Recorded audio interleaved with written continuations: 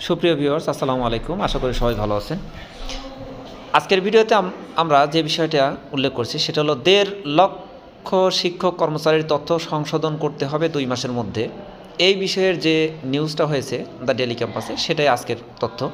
যেমন এখানে বলা হয়েছে, ইলেকট্রনিক ফান্ড ট্রান্সফার বা ইএফটিতে দ্বিতীয় এবং তৃতীয় ধাপে বেতন পেতে যাওয়া ১.৫ লাখেরও বেশি শিক্ষক কর্মচারীর ভুল তথ্যগুলো আগামী ২ মাসের মধ্যে সংশোধন করতে হবে।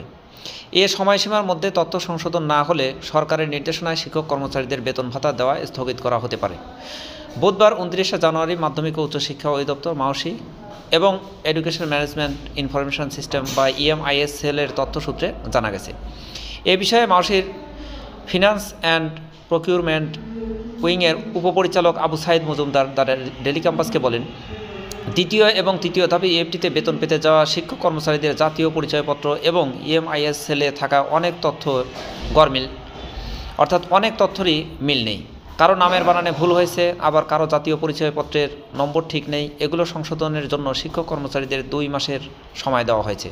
২ মাসের মধ্যে তথ্য সংশোধন না করলে কী ব্যবস্থা নেওয়া হবে, এমন প্রশ্নের জবাবে মাওসির এ কর্মকর্তা বলেন, এ বিষয়ে এখনও কোনো সিদ্ধান্ত হয়নি। নির্ধারিত সময়সীমা অতিক্রম হওয়ার পর বিষয়টি মন্ত্রণালয়কে অবহিত করা হবে। এরপর মন্ত্রণালয় থেকে এ বিষয়ে চূড়ান্ত সিদ্ধান্ত জানানো হবে। ইএমআইএস সেল সূত্রে জানা গেছে, বেসরকারি স্কুল কলেজের প্রায় ৪ লাখ শিক্ষক কর্মচারীকে ইএফটিতে বেতন ভাতা দেওয়ার উদ্যোগ নেওয়া হয়েছিল। এর মধ্যে ৩,৮০,০০০ তথ্য যাচাই করা হয়েছে। যাচাইয়ের পর প্রথম ধাপে ১,৮৯,০০০ জন ইএফটিতে বেতন পেয়েছেন। পরবর্তী দ্বিতীয় ধাপে ৬৭,০০০ শিক্ষক কর্মচারীকে ইএফটিতে বেতনের মেসেজ পাঠানো হয়। আজ বৃহস্পতিবার তাদের ব্যাংকে টাকা জমা হওয়ার কথা রয়েছে। এ বিষয়ে মাওসির উপপরিচালক আবু সাইদ মজুমদার, ৬৭,০০০ শিক্ষক কর্মচারীদের বেতন আজ বৃহস্পতিবার ব্যাংকে পাঠানো হতে পারে। কোনো কারণে আজ সম্ভব না হলে আগামী সপ্তাহের শুরুতেই ব্যাংকে টাকা পাঠানো হবে। তিনি আরও বলেন, তৃতীয় ৮৪,০০০ জনকে ইএফটির মাধ্যমে বেতন দেওয়া হবে। তাদের তথ্য যাচাই বাছাইয়ের কাজ চলছে জানিয়ে তিনি বলেন, এ প্রক্রিয়া শেষে প্রার্থীদের তথ্য শিক্ষা মন্ত্রণালয়ে পাঠানো হবে। মন্ত্রণালয়ের অনুমোদনের পর অর্থ ছাড়ের জন্য চিফ অ্যাকাউন্টেন্ট এর কাছে পাঠানো হবে। এরপর ব্যাংকে টাকা যাবে। এ প্রক্রিয়া শেষ হতে কিছুটা সময় লাগবে।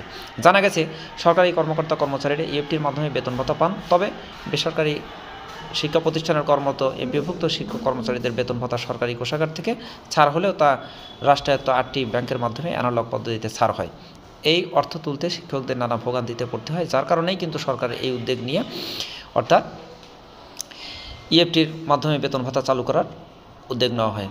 সুপ্রিয় দর্শক বন্ধু, এই ছিল এখনকার মতো। নেক্সট আপডেট দেখার নিমন্ত্রণ জানিয়ে বিদায় নিচ্ছি। সবাই ভালো থাকুন, সুস্থ থাকুন। আল্লাহ হাফিজ।